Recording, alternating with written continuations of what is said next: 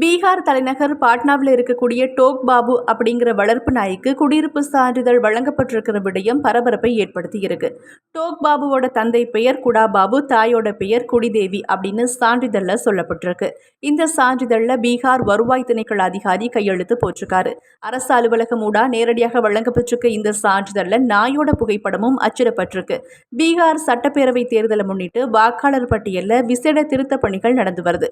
அதன்படி 2003ஆம் ஆண்டுக்கு பிறகு வாக்காளராக பதிவு செய்து கொண்டவங்க இந்திய குடிமகன் அப்படிங்கறத நிரூபிக்கிறதுக்காக பிறப்பு சான்றிதழ், கடவுச்சீட்டு, குடியிருப்பு சான்று இப்படியான ஆவணங்களை சமர்ப்பிக்க வேண்டிய கட்டாயம் இருக்கு.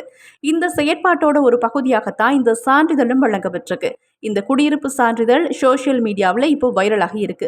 ஆனாலும் இந்த நாய்க்கு வழங்கப்பட்ட குடியிருப்பு சான்றிதழை பீகார் வருவாய் திணைக்களம் ரத்து செய்திருக்கு. அதோட இந்த நாய்க்கு குடியிருப்பு சான்றிதழை பெற்றுக்கொள்றதுக்கு முயற்சித்தவங்களை தேடியும் விசாரணை நடத்தப்பட்டு வருது. அதே நேரம் தவறு செய்த அரசு அதிகாரிகள் மீது நடவடிக்கை எடுக்கப்படும்னு மாநில அரசு அறிவிச்சிருக்கு. குடியிருப்பு சான்றிதழை தயார் செய்த கணனி ஊழியர், கையெழுத்திட்ட அதிகாரி, அவங்களோட அடையாளம் தெரியாத விண்ணப்பதாரர் இவங்க தான் வழக்கோட பிரதிவாதிகளா குறிப்பிடப்பட்டிருக்காங்க. எதிர்காலத்துல இப்படியான தவறுகள் நடக்காம இருக்க தவறு செய்த அதிகாரிகளுக்கு எதிராக கடுமையான நடவடிக்கை எடுக்கப்படும்னு அரசாங்கத்தோட உயர் அதிகாரி ஒருவர் தெரிவிச்சிருக்காரு.